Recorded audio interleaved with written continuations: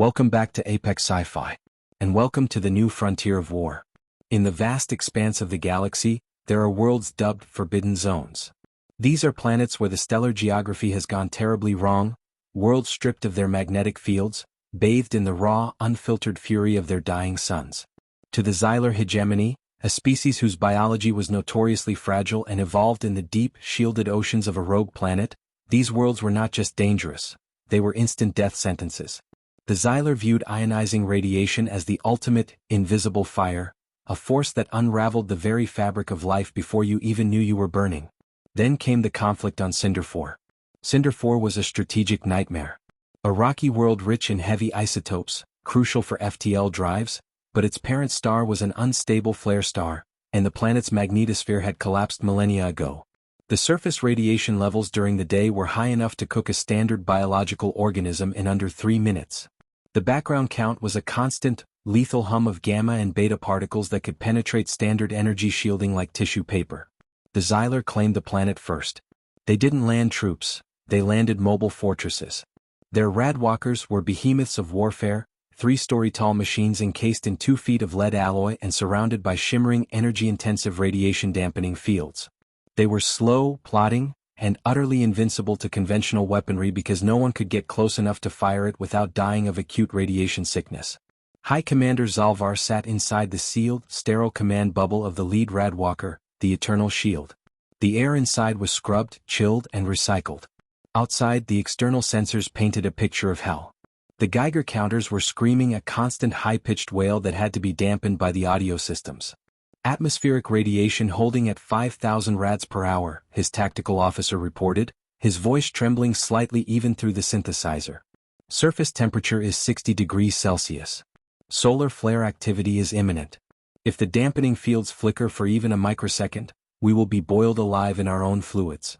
Xylar adjusted his ornate, lead-lined collar. Maintain field integrity at all costs. The humans want these isotopes, but they are soft-skinned mammals from a blue garden world. They cannot survive here. They have no heavy walkers, no shielded transports. To step onto this surface is suicide. We are safe behind our walls of lead and energy. Xylar was a student of physics. He knew exactly how many sieverts of radiation it took to destroy a cellular structure. What he didn't know was human evolutionary history. He didn't know that humans evolved under a yellow sun that constantly tried to give them cancer. He didn't know about a history filled with nuclear testing, industrial accidents, and a biological repair system designed to patch up DNA damage on the fly. The attack didn't begin with a barrage of missiles. It began with a shadow on the horizon. "Contact," the sensor officer yelped. "Movement in Sector 7G. The heat haze is interfering, but, Commander, the signatures are too small for vehicles." Xylar brought up the main view screen, magnifying the shimmering, blasted landscape of crystalline sand and jagged rocks. He expected to see drones. He expected to see automated rovers. Instead he saw bipeds. There were 20 of them. They were walking. Not running, just walking in a loose, staggered formation. They weren't wearing 2 feet of lead armor.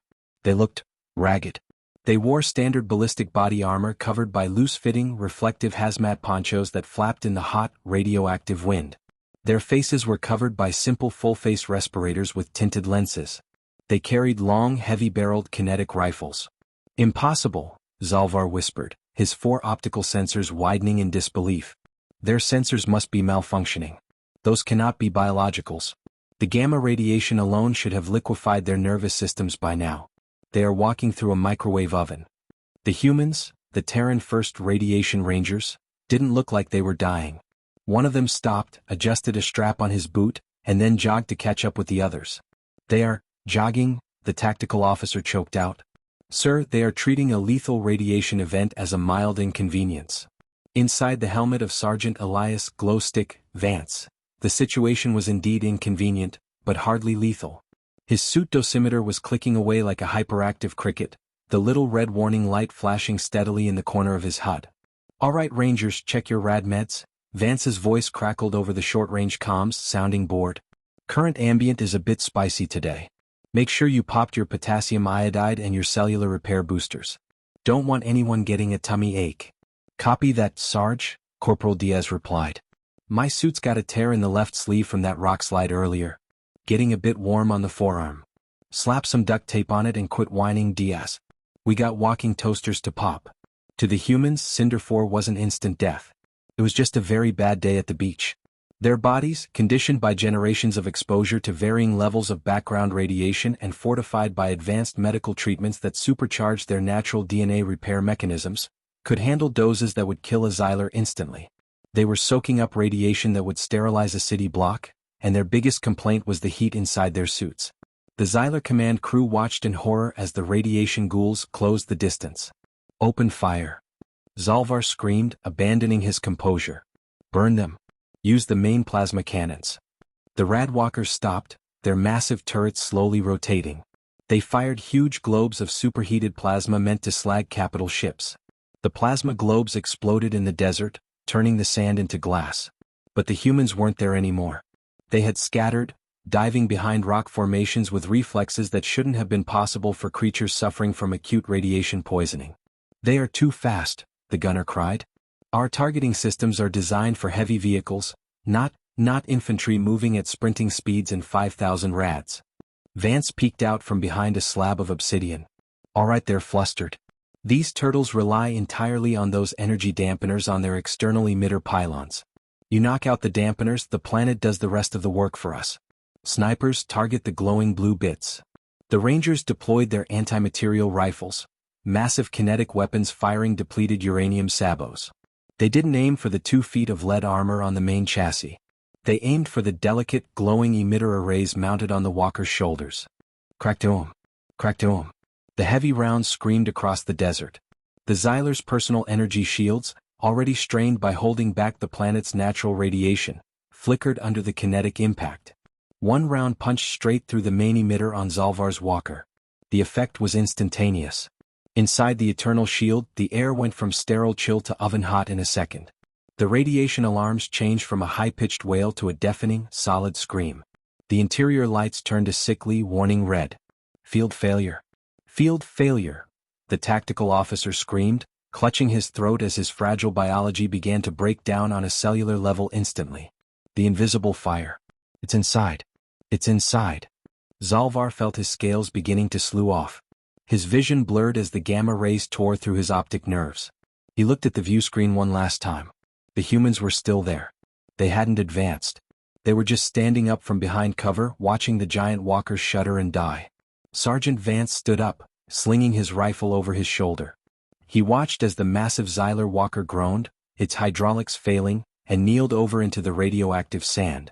Smoke began to pour from its ventilation slats, not from battle damage, but from the electronics inside frying under the intense radiation bath. Well, that's that, Vance muttered. He reached into a pouch on his belt, pulled out a small foil-wrapped nutrient bar, and awkwardly shoved it under his helmet to take a bite. Told you they couldn't take the heat. The Xylar Hegemony abandoned their claim on Cinder-IV within the hour. The psychological damage to their military command was catastrophic. They hadn't been beaten by superior firepower. They hadn't been beaten by clever tactics. They had been beaten by biology. The survivors spread the tale of the radiation ghouls of Terra. Monsters who walked through the invisible fire as if it were a gentle rain, who ate food in the middle of a nuclear wasteland, and who killed giant armored machines just by breaking their air conditioning. The Galactic Council's threat assessment for humanity was updated with a new, chilling classification. Warning: humans possess a biological resilience that defies standard radiological safety models. They do not require heavy shielding for environments classified as lethal instant. Their cellular repair mechanisms allow them to operate indefinitely in zones that sterilize other lifeforms. Do not engage them on irradiated worlds. The planet itself is their ally, and they are immune to its weapons. Humanity had proven the ultimate biological HFY truth. We are built of tougher stuff. We evolved under a sun that tried to kill us every day, on a planet filled with uranium and radon. We didn't just survive the radiation, we adopted it. And when we walk into the fire, we don't burn. We just get a tan. This has been Apex Sci-Fi. The Geiger counter is just our theme music. If you enjoyed this radioactive victory of human resilience, hit that like button. Comment below. If you could survive any extreme environment, which one would you choose? Subscribe for the next front of the Apex Factor. The impact null. The glow is fading. The isotopes are ours.